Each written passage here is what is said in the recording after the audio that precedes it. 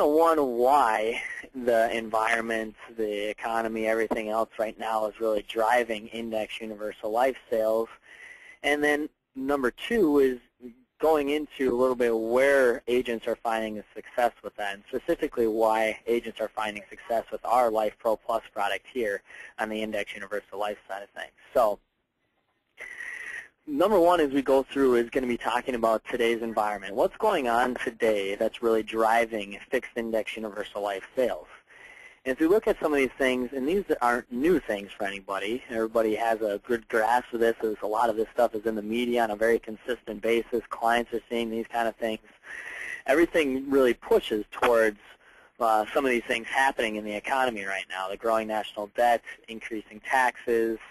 The government has had increased spending year over year for quite some time now, and then the interest rate market and where that's been for an extended period of time, very low interest rate environment that we've been in. A lot of these things are really driving the need towards some flexibility in our life insurance type sales. And when we talk about that, I think the main thing that's driving that is really the national debt.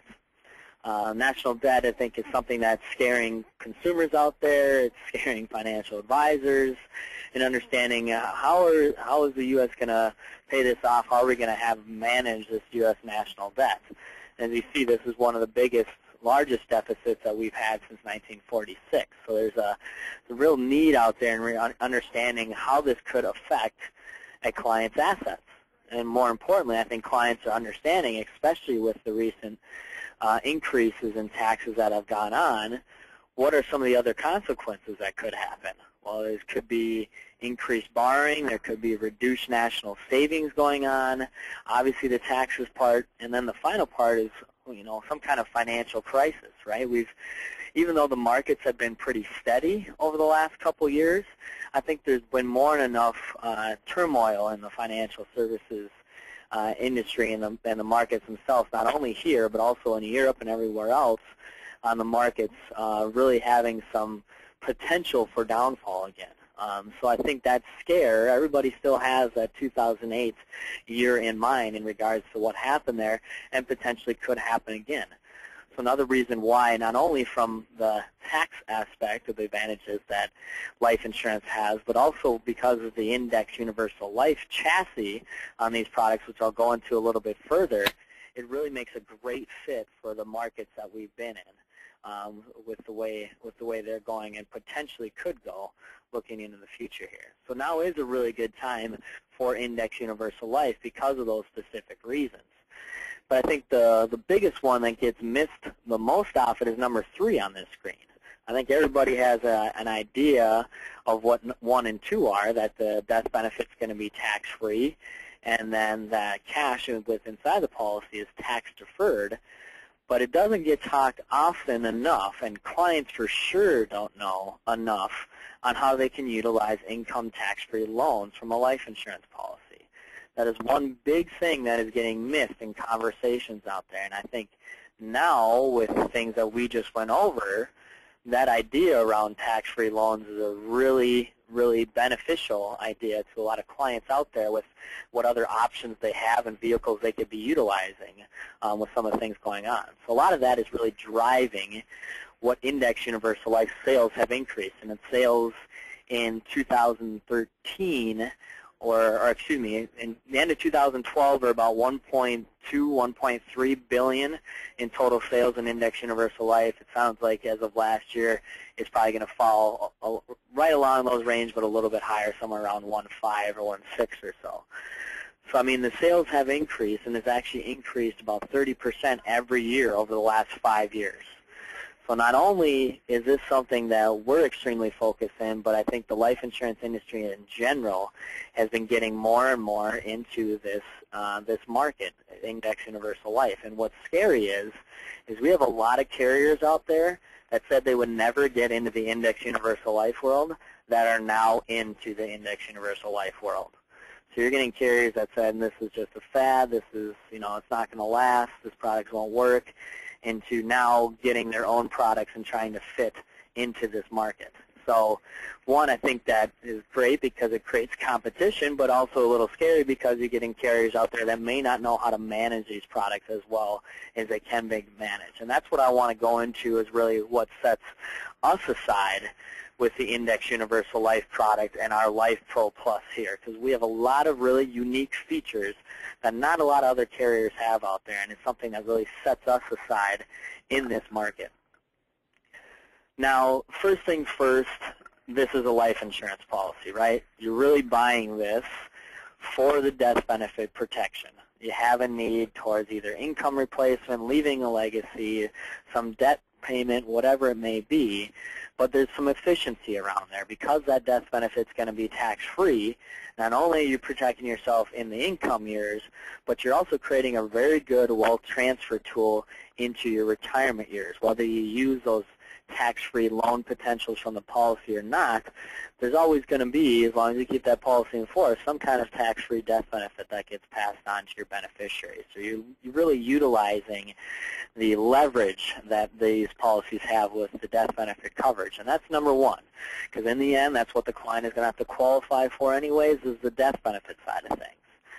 But like I said, what's really driving more of these sales is more of the living advantages of these products. And I think that's what's coming up from a lot of agents having success out there with these products, is the fact that they're not saying, here's a life insurance product and trying to sell the client a life insurance product. They're conceptually talking about what are the client's concerns right now, taxes, the financial market. They have needs towards college funding or supplemental retirement income. They're hearing all these things, but they don't know exactly what can utilize, what can fit in to these types of advantages. And the life insurance policies have a lot of advantages that will fit a lot of these needs the clients are looking for right now. So conceptually, agents are having a lot of success when they talk about the living advantages of these products, the tax-free loans, things like the chronic illness rider that we have on these, the accumulation potential that we have with the index strategies, having downside protection with upside accumulation potential. It's a huge feature when you have a lot of clients out there that are still maybe a little nervous with what's going on with the markets. So the concept around the living advantages is really what's pushing these sales more and more as we're getting into this. Now, our typical target market here at Allianz anyways, our average age is right around 43. Average premium is somewhere between $10,000 and $11,000 per year of premium. Again, that's an average. We get quite a few cases that are underneath that, and some of those bigger cases that are driving that number higher. But when you talk about clients that you're working with out there, really the ideal market is some of those clients anywhere from 0 to 65. You can do it up to age 70, and we issue the contract up to age 80. They just don't have as much potential for some of those living advantages that this policy is really structured for. So up to that 65 range is really more of our target customer when we're looking for that. Again, they have the need towards the death benefit coverage, but really what's driving them, what's going to get this client to make the move and purchase a product like this is their concerns. Their concerns around leaving a legacy, their concerns around an uncertain future in the economic environment, and they have needs towards life events like supplemental retirement income, college funding, just other everyday financial purposes when they maybe need a secondary savings type of account that they can utilize and utilize tax-free, most importantly. So those are those clients that are voicing these types of concerns, and they're obviously not necessarily voicing that they need life insurance. They're voicing some of these other concerns, and you know as their financial advisor that everybody or the majority of Americans out there are underinsured anyways. So the death benefit coverage is going to be something they probably need regardless if they mention it or not. But we can fit in with these living advantages with the death benefit coverage. Now it makes it much easier of a sale to a client because of the fact that they're buying into some of the other major concerns that they have in regards to the living advantages of the cash value in the policy. So a lot of the sales concepts that we're running with here is anything from supplemental retirement income, supplemental college funding, as well as a lot of business planning strategies, one of the main ones being executive compensation strategies. Executive Bonus 162, or REBA, Restricted Executive Bonus 162. So a lot of these types of strategies are utilizing this life insurance policy and becoming much more of a sale with these types of concepts. And we actually have all these concept pieces on our software as well as some pieces you can be adding into the illustration portion of it. Like I said, what's really pushing the Life Pro Plus, and as of fourth quarter last year, we're the number 3rd index universal life product out there. What's really pushing us is twofold. I would say one is going to be the indexing story that we have, and I'll go into that right now. And number 2 is going to be the advantages around this tax-free loans, how we structure our potential tax-free loans versus how other carriers may be structuring those. But let's go first into the indexing strategies, because I think this is a really important piece of what sets us aside. And more importantly, as you're looking at other carriers out there that you can fit these index universal life sales in, is understanding what they're offering in the indexing strategy and what kind of potential those indexing strategies have.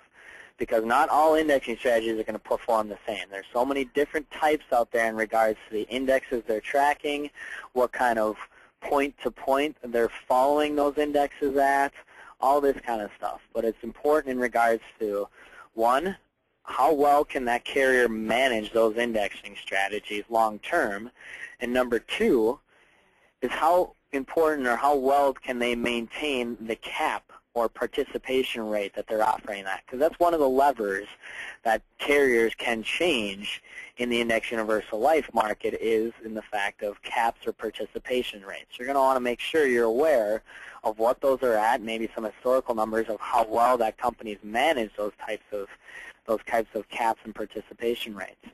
But our main indexing strategy right now, up until today, I should say, has been the blended index annual point-to-point strategy. That's the one with the 16% cap right there.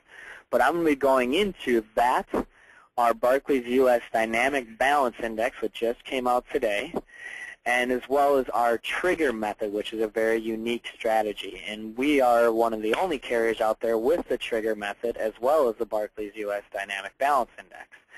There's a couple carriers that have something similar to a blended index like ours, but very few. But I think what really sets us aside is that the majority of our cases that come in are put into or are allocated to the blended index strategy. In the industry out there, about 80 to 90% of carriers are allocated, or clients within those carriers are allocated to an S&P 500 only index strategy. And by all means, I'm not saying that's a bad strategy, because the S&P 500 is the top 500 companies in the U.S. that are driving the U.S. economy. Of course, that could be potentially a very good indexing strategy to follow, but it's not going to be the best year in and year out. So having some flexibility and having some other options is the important part. We also have some standard index options that have floors. So for those clients that are maybe a little bit more conservative or want some of the downside protection there, other than a 0% floor, which is on most of our other indexing strategies, we do have 2 indexing strategies with a 2% floor. So that means in any given year, any negative return or return under 2%, they're still going to have that 2% floor to help them cover some of the costs, insurance, and things like that throughout the year inside the policy. So there's still some options to have that extra downside protection. And then finally, we do have index allocation options that are called our select index allocation options. And we have one of them on our blended index strategy. But what this offers is this offers a higher cap and a higher participation rate. But there is a 1% asset fee charge every year if you're using this strategy. So with that higher participation rate and potentially higher cap, you're really looking at anything that hits a return for that blended index strategy somewhere around 8% or more.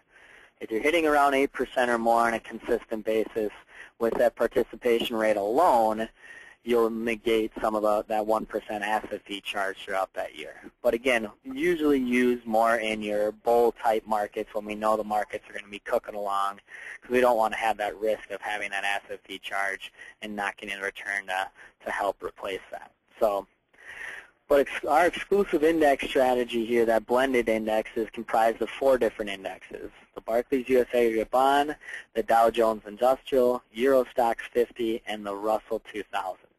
So tracking 4 different indexes, one diversification, and diversification not only within equities, but you have a bond mix in there, you have an international mix in there, and you have a mid to small cap stock mix in there at the Russell. So you're getting some flexibility in regards to the index strategies they're tracking, which is going to help with that volatility from a year-to-year basis of the index itself. It's not going to be like an S&P 500 only index, which could hit the cap, hit the floor, hit the cap, hit the floor. This is going to blend that out a little bit, more consistent types of returns from a year-to-year basis. And we'll look at some historical numbers on that strategy in a little bit. What we're most excited about here, and what you may have heard on from our annuity side of things, is this indexing strategy, the Barclays U.S. Dynamic Balance Index. And this is a brand new opportunity to us here. Came out on the annuity side last year, and it has been a huge part of a lot of the sales on the annuity side just because of this indexing strategy and adding it to some of their products.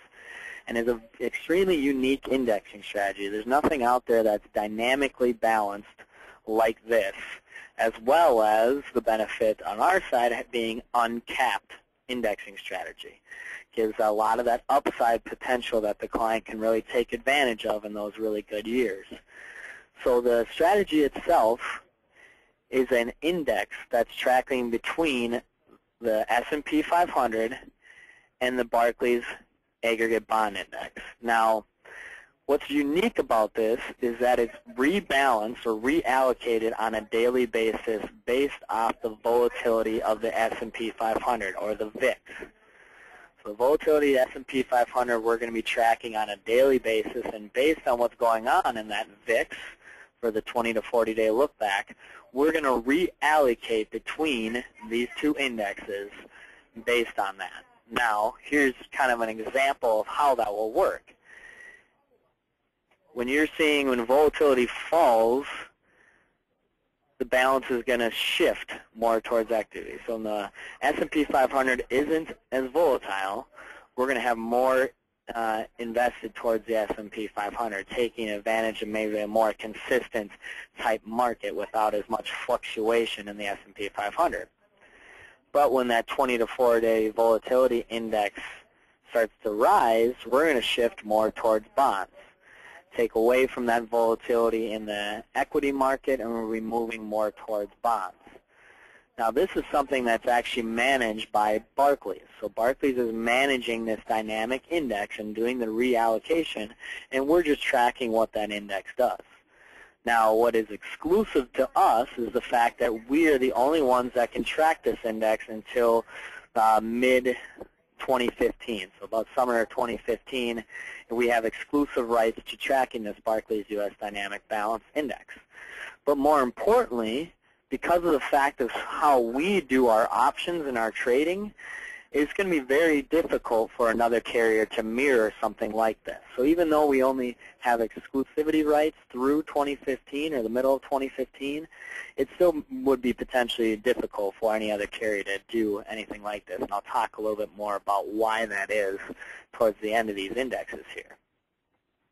But a pretty unique strategy that's doing that rebalancing. So not only do you have that opportunity with an uncapped indexing strategy that's proactively managed throughout the year, taking away from the volatility that happens throughout that 1-year period, we also have a very unique strategy called our trigger method. Now, this trigger method is tracking just the S&P 500 on a 1-year point-to-point basis, but it's unique in the fact that any time the S&P 500 is either flat or positive, the trigger right now is currently at 8.5%. If the market is negative, we still have the floor at 0. So one, it's very easy for a client to understand. Anytime the S&P 500 is either flat or positive, I'm going to get wherever the trigger is at, and I have the protection on the downside. It's not tracking multiple indexes, so it's a little bit easier from a client standpoint to really get what's going on. But it's also a great index strategy to utilize in your lower growth, low interest rate kind of markets. And if you look back over the last 10 years, you can see kind of how this would work.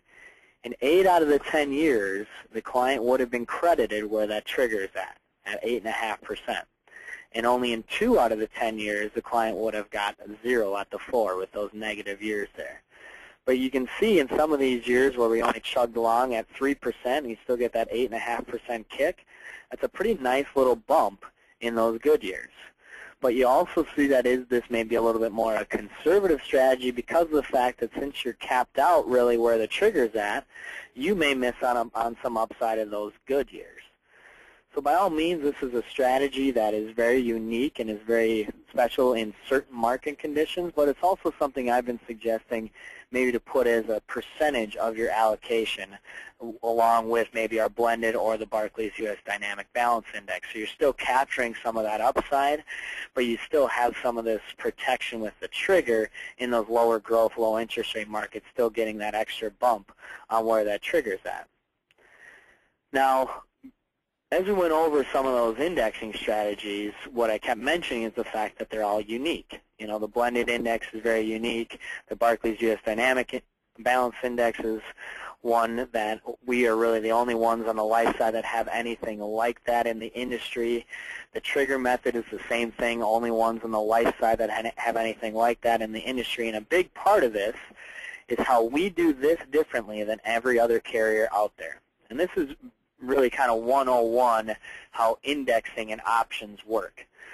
And when money comes in, and this is simplified, not showing any cost of insurance or anything like that, so it's a little bit broken down. But when money comes in to us, let's say $1,000 premium, we're taking about $950 of that and putting it into our general portfolio. Now, every carrier does it exactly like this. They take a portion of the money and a majority of it and putting in their general portfolio, investing in, you know, more of your corporate bonds, hopefully grade A, if not AAA type bonds. Some may take on a little bit more risk here, but in general, investing a majority of that money in that general portfolio. And we're going to invest in that knowing that our general portfolio, let's say, is earning about 5%. We're going to take that $950, earn 5% in that general portfolio, and get it back to $1,000. So let's make sure that we're getting the premium back to where it needs to be with that downside protection that we have in these index strategies. Now, on the other side, and what makes us completely unique is what we do with this $50. Instead of every other carrier out there having to go to an investment bank and handing that money over to an investment bank to purchase the options and do the hedging to be able to provide the credits of their indexing strategies that they offer, we do all of this in-house. And we've gotten so big with this in regards to the mass of our annuity portfolio as well as the life portfolio now that we're actually doing our options trading for all of Allianz SC, the global company out of Munich, Germany, which is a top 40 company in the world. So it's a pretty big options budget that we're doing this. And that's what really gives us the capability of doing that, is the mass amounts of money that we're able to utilize towards this options trading. We're able to do that in-house. And it's actually unique that it's done here in Minneapolis, Minnesota on the 3rd floor. So we have all of our options trading, everything's done in-house. But what keeps that from really setting us aside is one thing, we save some money in regards to investment costs. We don't have to pay an investment bank to go out there and purchase the options. But number two is it helps us manage the indexing strategies from a year-to-year basis. You're not going to see as much fluctuation in regards to our caps and participation rates as you may see with other carriers out there as they're not managing the money internally themselves. But the final thing is, as we've went over these indexing strategies, it allows us to offer unique indexing options. Because of the fact we're doing it in-house, we're able to go out there and purchase some unique options that other investment banks may not be able to do, or if they are doing it, it may cost the insurance company too much money to pay that investment bank to do more of the dynamic hedging that's going on.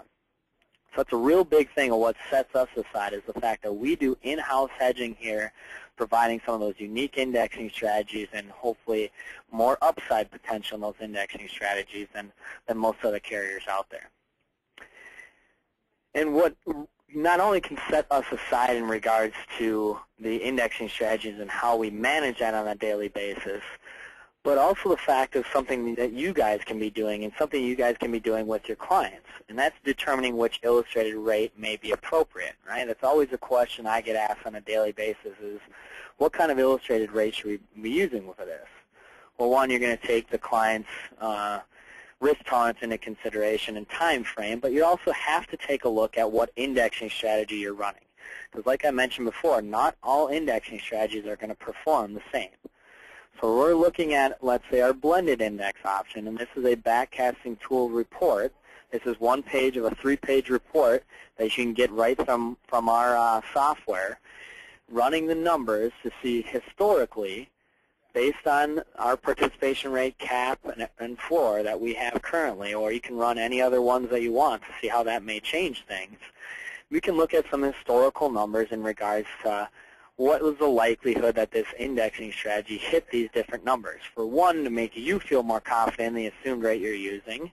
Number two, to make your client feel more confident in the assumed rate you're using. But number three, give you an opportunity to compare indexing strategies.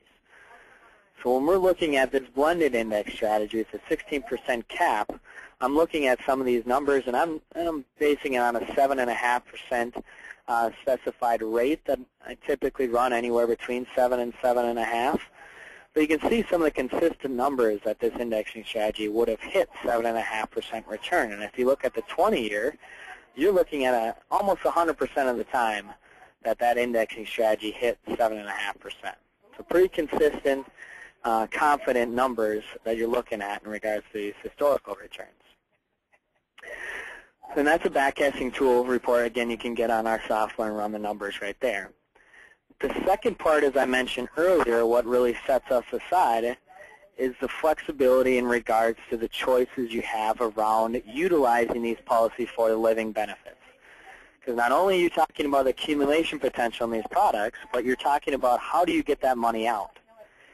And more importantly is, as you're taking loans out to keep that money tax-free, what is going on with how that loan gets charged? And that's what really differentiates carriers out there specifically, not only the indexing strategies they offer in these products, but how they're charging that loan rate once you take a tax-free loan on the policy to be utilizing for the things that we talked about here. Now, we have a couple different options, but this top option is really unique to index universal life contracts. So you may have heard it called a participating loan, a variable loan, a select loan. There's a lot of types of names out for it, but they work the same way. And then we also have your standard or preferred, your typical fixed loan type options. But like I said, more often in the industry right now, index universal life, from an illustration standpoint and with the intent of how these products work, are looking at those participating type loans. And I'll touch on those a little bit more.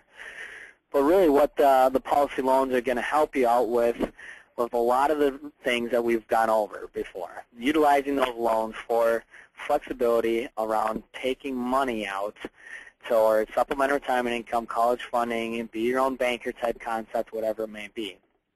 Now, what's very unique about us and what actually just changed as of today is what rate we charge on that interest.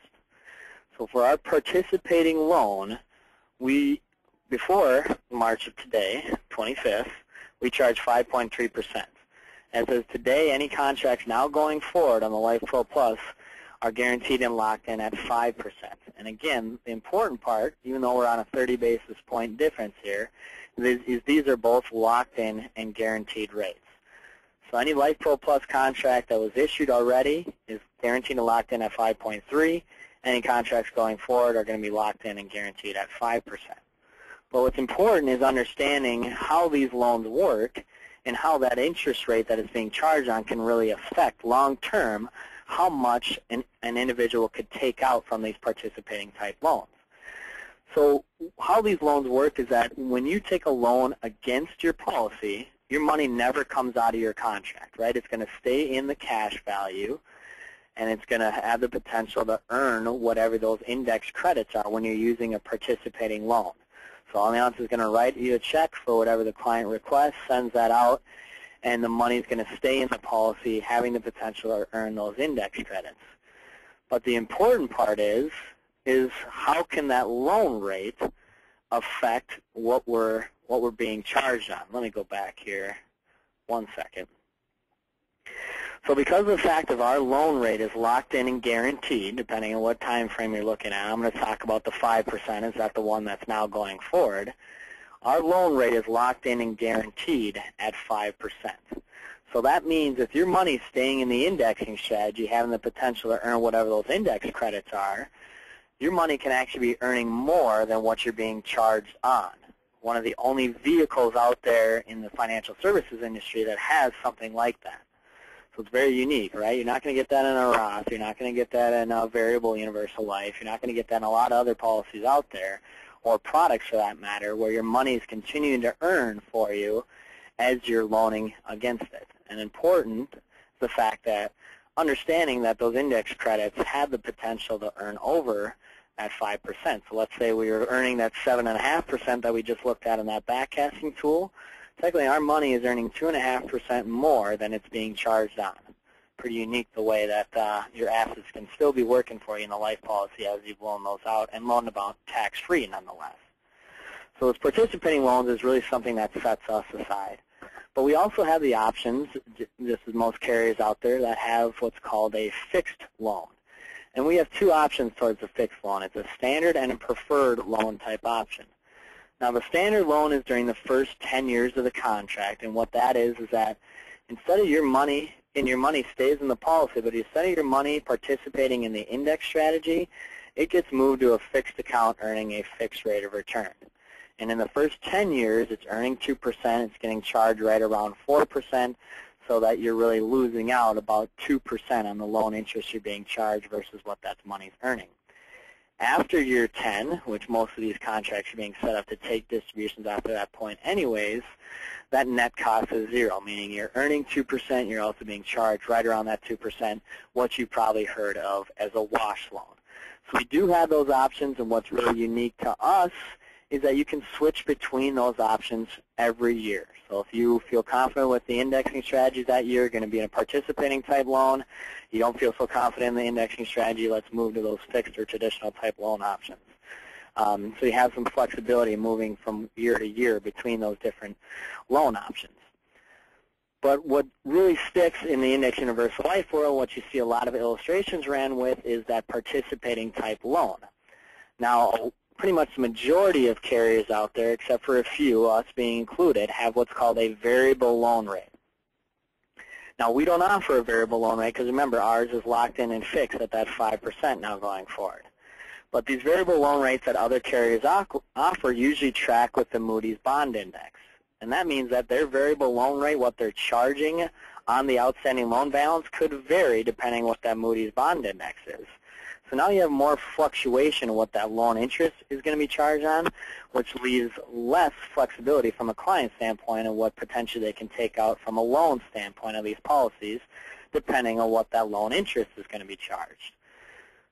So it can really affect the policy, because if you look at the Moody's Bond Index historical numbers, yes, we're in a very low interest rate environment right now, as we talked about before, but historically, the Moody's Bond Index is in the blue line right there. We've been in some pretty high interest rate markets with that Moody's corporate bond yield. And some of these carriers out there that offer a variable loan rate don't cap it. So that variable loan rate could potentially be up to the 8.5% at some time frame. That could really affect the policy when you're talking about what types of loans they can take on in the policy. But even look at some of the averages, even over the last 10 years, you're still sitting on an average of that Moody's Bond Index right around 5.62%. So we're still, again, locked in at 5%, still well below that. But look at the 20, 25-year, depending on where the interest rate markets go going forward, that can really affect a lot of these policies offer that have a variable type loan rate. So you really want to be aware, what are they running, if you're looking at an illustration, what are they running that loan rate at right now? Because that could really affect what they're able to take out. Not only do we have the accumulation potential as well as the tax-free loan potential with that participating loan rate being locked in, but we also have some of the other things that a lot of clients are looking out there, is something towards a long-term care type need. Now this is our built-in chronic illness accelerated benefit rider, kind of for those what if they have a long-term care need, and most clients out there don't want to pay for long-term care if they're never going to use it. This is an option that could fit to supplement that long-term care type need if they do have one, and that's an acceleration of a portion of the death benefit. and that's if the client becomes chronically ill. If they're not able to perform 2 out of 6 activities of daily living, they have the benefit of accelerating a portion up to 25% of the death benefit every year from the policy. And this is offered in most states out there. There's some states that didn't approve this rider, so just be careful what state that you're in if they offer this or not. But this is a snapshot of kind of what it looks like, because as that's typical on long-term care contracts, you're paying for it every year whether you're using it or not. This chronic illness accelerated benefit rider works in the fact that you only pay for it if you actually use it. So the deduction comes out when you use it or when you take that acceleration. So this is a one-off instance of a 70-year-old client that is looking to accelerate 20% of his $500,000 death benefit, and it gives you some of the details on what the cash is in the policy and what that discount rate would be. So in this instance, the client went to accelerate $100,000 of this $500,000 death benefit, and based on his age and how much cash is in his policy, that discount rate that got applied, meaning that charge came out, we sent out still $85,966 to the client for that acceleration of the death benefit. So that's when the charge comes out, is when they actually make that acceleration. And again, is going to be dependent on the client's age, risk class, and more importantly, the cash value compared to their death benefit in their policy. So kind of a one-off scenario looking at what that would look like. We also have a brochure on that as well. The final thing I want to touch on is something that Allianz has that, again, not a lot of other carriers have, that really beneficial for these cash accumulation type policies, is something called our premium deposit fund rider.